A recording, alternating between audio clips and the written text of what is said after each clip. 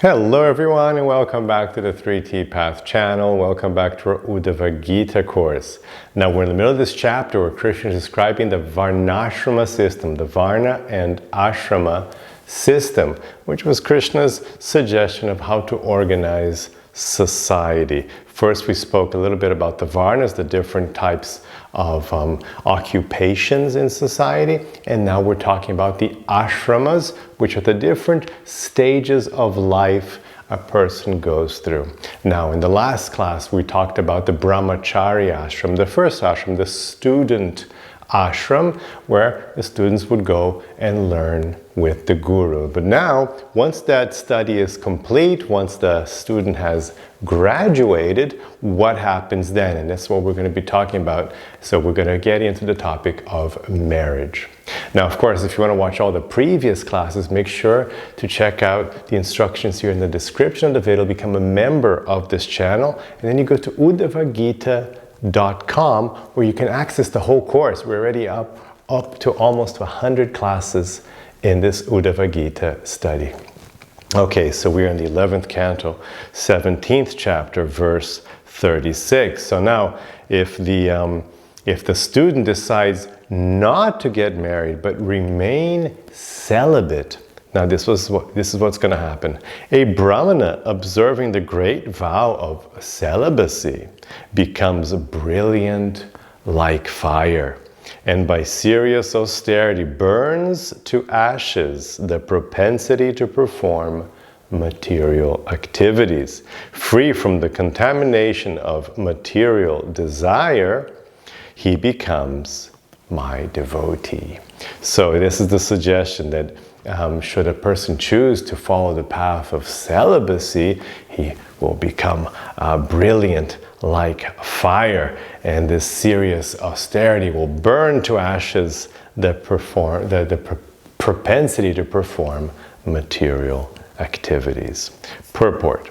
The process of liberation is described in this verse. Once when Srila Prabhupada was traveling by airplane, a fellow passenger who happened to be a priest told him that he had seen his disciples and found them bright-faced. Srila Prabhupada was fond of relating this incident. The spirit soul is more brilliant than the sun, and as the process of spiritual purification gradually takes effect, even the external form of a devotee becomes effulgent. The glowing fire of spiritual knowledge burns to ashes the mentality for sense gratification, and one naturally becomes austere and disinterested in mundane enjoyment. Among all austerities, the best is celibacy, by which the shackles of material life immediately become slackened.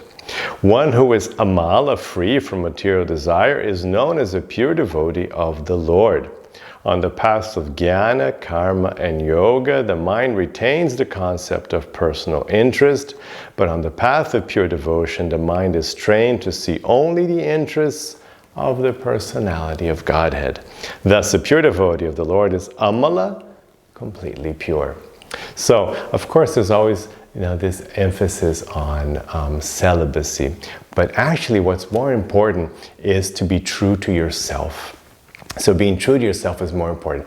Being celibate when a person doesn't want to be celibate is actually a big problem. It actually leads to mental, emotional malaise and suffering, and it's not a good path at all. And I've met many, at least supposed celibates, for life, and they don't, necessarily glow or seem very happy. What will make you happy, though, and this is true, is when you are focused on your Dharma. And that's why focus on Dharma doesn't necessarily lead to celibacy. Dharma means being true to your essence and being true to the path that's being described here by Krishna. So if you don't want to get married, then yes, you have to be celibate, because what are you going to just be going around having sex, here and there with random people? That's going to be very adharmic. It will definitely, not be a good situation spiritually for the soul. But to be celibate and not happy being celibate, or even, trying to, then people lead to like abuse, sexual abuse, and pretending. That's a disaster. So it's better just to be true to yourself. That's what will make you shine brightly with enthusiasm, and will reduce naturally your attraction to karma. Because the real challenge here, this kind of language is a little bit confusing, because the real challenge isn't between material desire and spiritual life, or Krishna's satisfying Krishna's desire, the interests of the personality of Godhead, as has been put here. There isn't this conflict, because the interest of God is that you follow your Dharma. And this key point has been missed by a lot of teachers in the past. It's right there. It's right there in the Bhagavad Gita. It's very clear. You just have to stick to Dharma. The interest of God is Dharma. So if you stick to Dharma, you are following the interest of God. And if you don't stick to Dharma, then you have fallen to kama, to personal, just selfish sense gratification. That's the difference. That's what you're fighting with. Am I following my purpose, my Dharma? Am I being the best version of myself, doing what I should do, my duties in my essence? Or am I being a victim of just sense desire? That's the conflict. So celibacy, again, it's like, is it your Dharma? Well, if you don't want to get married, it's a much simpler life if you don't get married, no children, no wife, no home. Everything becomes much more simple. It's cheaper as well. So lots of advantages. Okay, so that's your Dharma. You want to remain, single, not get married. So then you shouldn't have sex with other people, because you're not willing to make that commitment. You're not willing to take on that whole baggage of helping, of setting up a family. So if you don't want all that, then okay, then just stay celibate in your life, and that's your Dharma. But then if I'm not comfortable, I want to, I don't mind the work and the effort, setting up a family and wife and children and home, so then you get married, which is going to be the topic of the next verses. So then you go into the Grihastha ashram. So then your Dharma is not to be celibate. Your Dharma is to, in fact, have sex and please your wife and please your husband and have children. That is your Dharma within marriage, not, with the neighbor's wife or with somebody at work, but, within that marriage. That's what you should do. So it's all about Dharma, really, and that will make you bright-faced. If you can follow Dharma, if you can stick to sattva, you'll become very bright-faced and happy, not artificially trying to fit yourself into these standards of, be celibate, not celibate. This concept of renunciation. Now I have to renounce things. This has been happening in traditions, but it's not true. That Krishna explains it in Bhagavad Gita very nicely. Stick to Dharma. And you look at Arjuna, multiple wives, and Yudhishthira, and all these great souls. And of course, Krishna was married to 16,108 wives. So, stick to Dharma, and then everything becomes perfect. Verse 37. A brahmachari who has completed his Vedic education, so he's completed the education, he's ready, he's going to graduate now, and desires to enter household life. So this is not the one who's going to stay celibate. This one's decided just, yes, I want to get married and set up a house. So the Grihastha ashram should offer proper remuneration to the spiritual master. So he has to pay his dakshin, he has to return the favor. He went there to the school, he studied. So now as he graduates, he has to, there has to be some reciprocation. You have to give something back. So what can I do for you? You would pay something, because these gurus who ran these schools, the teachers, that's how they made their living. So they made their living teaching. So you have to pay them. That's dakshin. It's just natural. You got the knowledge, so then you give something back. So you have to somehow come up with a proper remuneration to the spiritual master, and then you should bathe, cut his hair, put on proper clothes, and so on. Because remember, they were in the brahmachari life, they were just wearing deer skins, they were having their hairs uncut, nails, they were just like a little, like grungy, you know, because it was just like, it was all about being celibate, not being attractive, not trying to kind of forget the body for a little bit and just focus on knowledge and learning. So they would have to leave their hairs matted, you know, matted hair, I mean long hair. So a little grungy like that. But now, okay, now you're ready. Okay, now you have to get yourself ready. So fix up your hair, your nails, you know, you have to look nice again because you're going to get married now. So they would get all, you know, dressed up and nice again. Then, taking permission from the guru, from the teacher of the place, the teacher, the guru, he should go back to his home. So he went there for a little bit to study. Now he goes back home and gets ready for marriage. Verse 38. A brahmachari desiring to fulfill his material desires should live at home with his family, and a householder who is eager to purify his consciousness should enter the forest, whereas a purified brahmana should accept the renounced order of life, sannyas.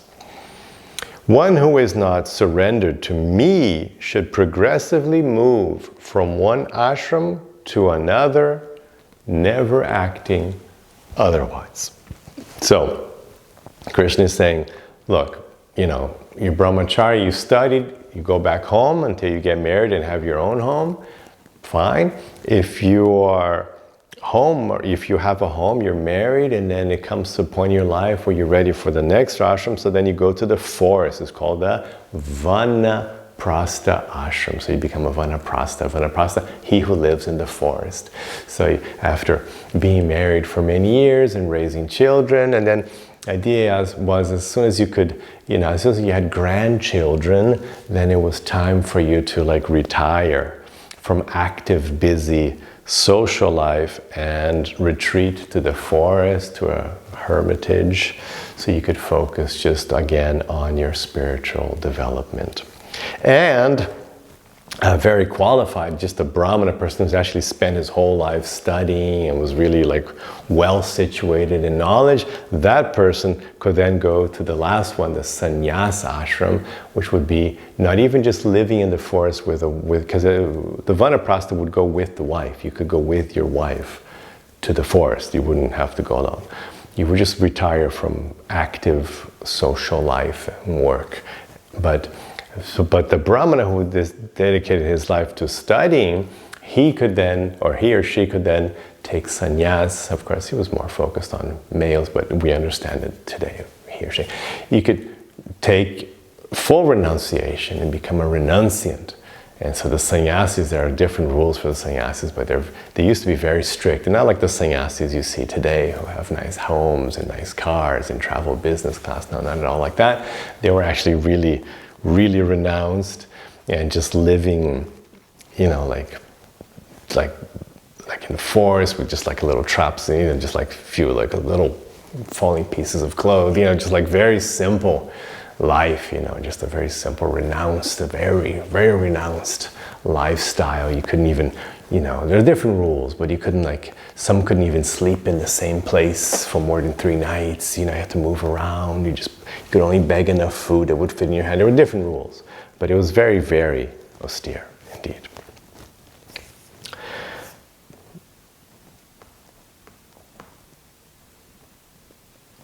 Verse 39.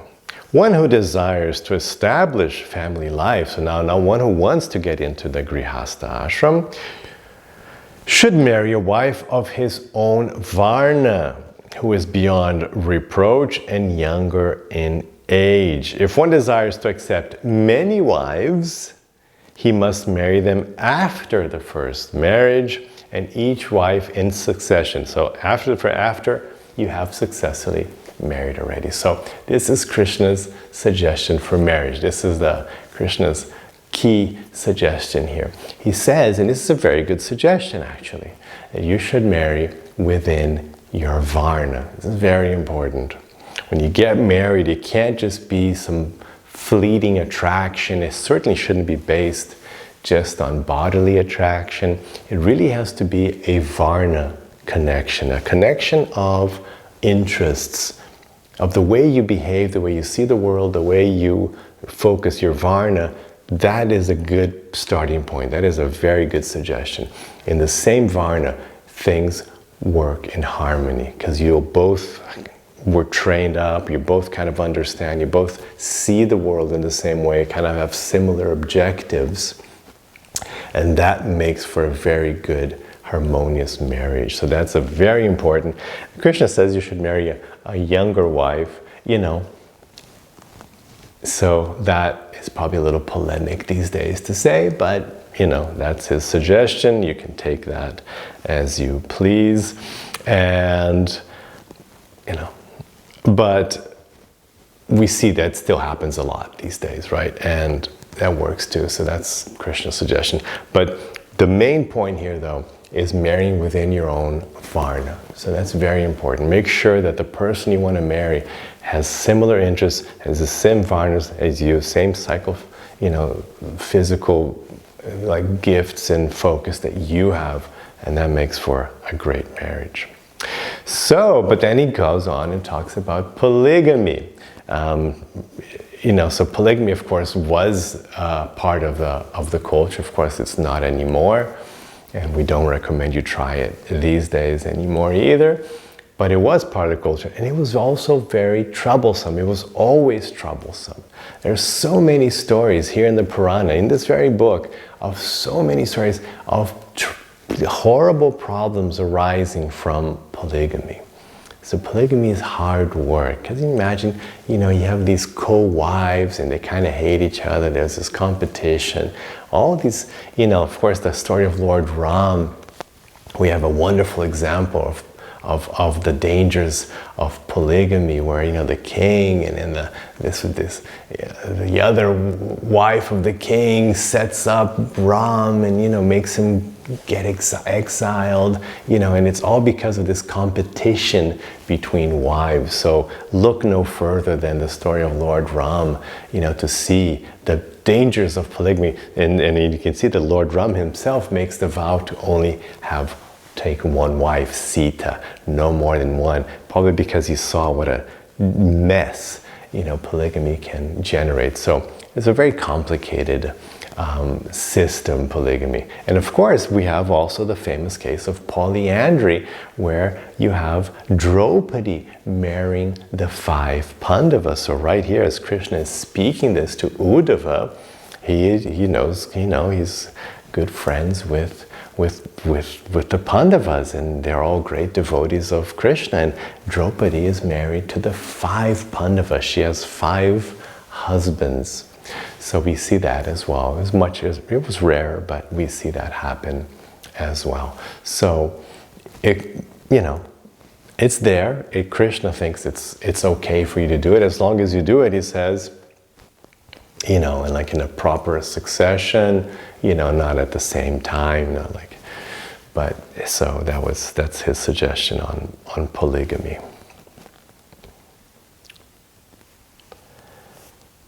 And I'm skipping the commentaries here because it's, you know, these topics are all, they're very interesting, and there's some good things we can take out of them. For example, this secret of looking for a partner in the same varna. But in general, this is a topic that's changed over time because society has changed so much. The varnashrama system works better in pre-industrial times. So in post-industrial times, in, you know, highly, you know, globalized, technological, strange world we live in today, you know, things kind of break down, you know, a lot. So you just, like, some of the details, you can try to take some teaching out of that and hope you can get something. But, you know, most things don't work. For example, the concept of vanaprastha today, you know, obviously you literally can't go to the forest because the forest is owned by someone, by a corporation or the government. You literally can't just go there. So you have to like buy something. So, you know, it would be like, oh, so I should buy something. Okay, yeah, you can buy a house that's more in the countryside or something. You know, so you'd have to adjust these teachings these days because, you know, and they're not the same. And sannyas is like, it's impossible, right? You can't just go around, you know, with some scraps of clothing and beg for food. You know, you'll just be taken to like a shelter or something, or the police will arrest you. You know, it's just like, you can't do it anymore.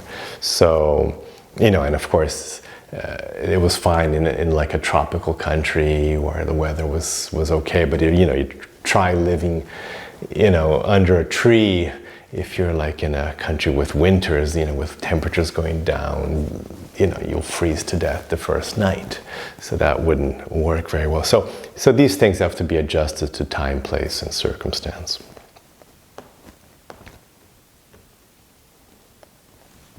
Now, verse 40. All of the dvijas, remember we did a whole class on dvijas, the next class, in other words, the people who did go and have an education were dvijas. So all the dvijas must, so what must all people who have been properly educated do? This is an instruction for everyone. Everyone must perform yagya, sacrifice, study of the Vedic literatures, and give charity. So this is a rule for everyone. So no matter who you are in society, doesn't matter what varna you're in, you should all do your yagyas, you should do study of the Vedic literatures, and you should give charity. So these are general instructions. Remember that Krishna says that the topmost yagya is japa. So the topmost practice of austerity, of sacrifice you can perform is japa, doing your japa. So japa, study, as we're doing here right now, and charity, very important, especially these days. I've been telling my students, it's, you know, the world is getting very complicated and there's just like horrible things going on all the time. As you might know, I'm Brazilian right now, in the south of Brazil. The whole entire southernmost state of Brazil had catastrophic floods. Thousands and thousands of people lost their homes. Whole villages, whole towns were like underwater and won't be able to be rebuilt. It's that bad. So the catastrophic flooding because of climate change.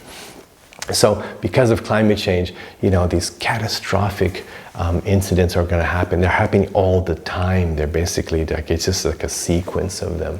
And then we're just going to be seeing, and of course there's the wars, you know, so the world is such that you really have to give charity. You really have to, like, you know, try to, just whatever you can, just somehow, something, you know, set aside part of your monthly budget for charity. Just make it a fixed thing. Just choose the organizations you trust and, you know, do whatever you can. Just set up a little, you know, it doesn't have to be like a big, but if everybody does a little bit, it's a huge impact. So charity has always been very important. Of course, it's one of the pillars of Islam and always there in the Christian tradition. And here Krishna is mentioning it. He also mentions it in Bhagavad-gita. So it's always very important, the concept of charity. Verse 41. Now going back to the varnas, speaking of charity of money, Krishna's going to say this: a brahmana who considers that accepting charity from others will destroy his austerity, his tapas, his spiritual influence, teja, and fame, yasha, should maintain himself by the other two Brahminical occupations, namely teaching Vedic knowledge and performing yagyas. So the brahmanas, remember that one of the things about being a brahmana was that you couldn't have a salary. Only Shudras have salaries. So if you want to accept a salary, then you have to consider yourself a Shudra and you accept that that's your nature. So a brahmana could not accept a salary. he would only accept donations.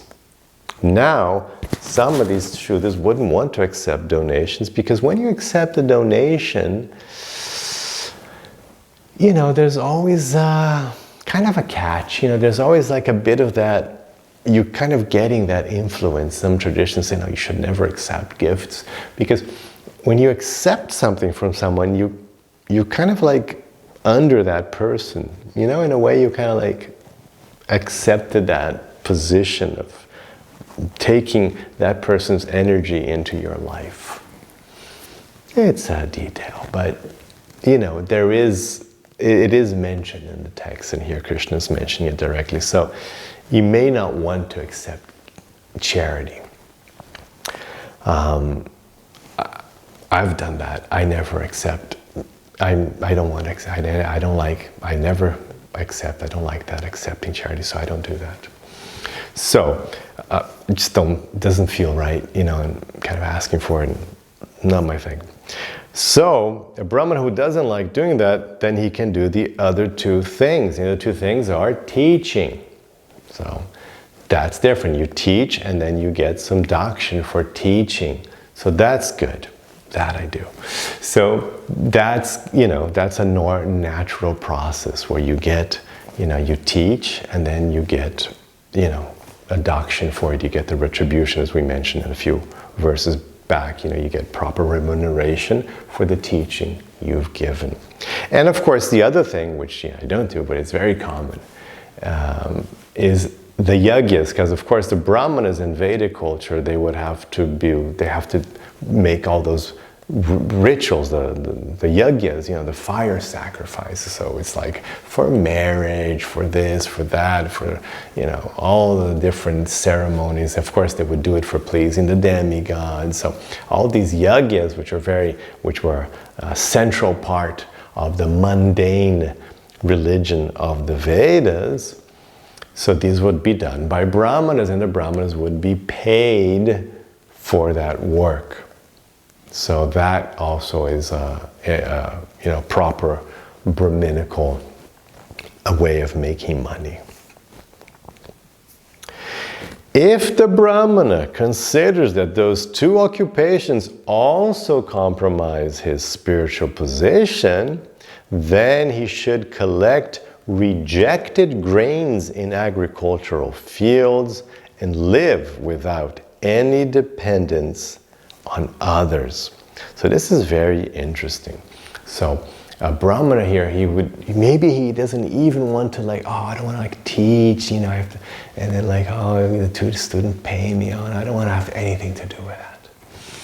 And I don't want to do a yagya and then have the person who, you know, asked me to do the yagya pay me. So that person can just step out of society and just live, not begging, because remember, he doesn't want to beg.